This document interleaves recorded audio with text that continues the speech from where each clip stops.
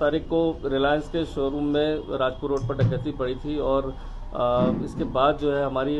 ख्याल के निर्देश पर इसमें संयुक्त टीम बना दी गई थी एसटीएफ और देहरादून पुलिस की, जिसमें टेक्निकल टीमें अलग काम कर रही थी और जो हमारी ऑपरेशनल टीमें थी वो लगातार इसमें लगी थी। इसमें 7 लोग को तो पूर्व में गिरफ्तार किया गया था, जिसमें एक अभिषेक अरेस्ट हुआ था जो घटना में डायरेक्ट ज्वेलरी लूट में अंदर शोरूम में शामिल था।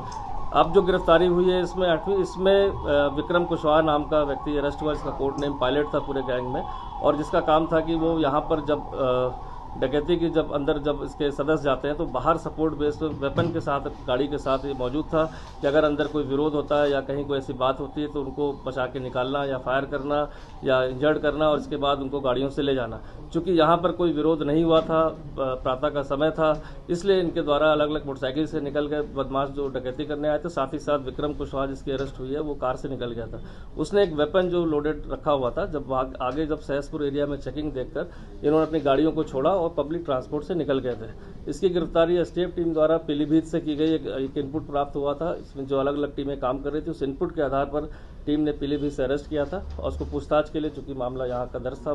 कोतवाली में, इसको रात्रि में पूछताछ के लिए लाया गया, जिससे संयुक्त टीम एसटीएफ की आरबी चमोला जिनके सीओ के नेतृत्व में एसटीएफ की और देहरादून पुलिस की टीम ने विस्तृत पूछताछ करी। विस्तृत पूछताछ के बाद अभियुक्त द्वारा बताया गया कि जो गाड़ी जहां पर उसने छोड़ी थी उसके पास के जंगलों में इसने अपने जो वेपन था 7.62 ऑटोमेटिक पिस्टल है उसको छुपा दिया है। इसके बाद और जो कपड़े आदि की बात बताई थी चेंज किए गए थे, उसके तो उन साक्ष्यों को कलेक्ट करने के लिए टीम देर रात्रि जो है 6 सदस्यीय टीम बनी थी, इसमें देर रात्रि वो जंगल में वहाँ कॉम्बिंग सर्चिंग में गई। लेकिन अभियुक्त इतने शातिर है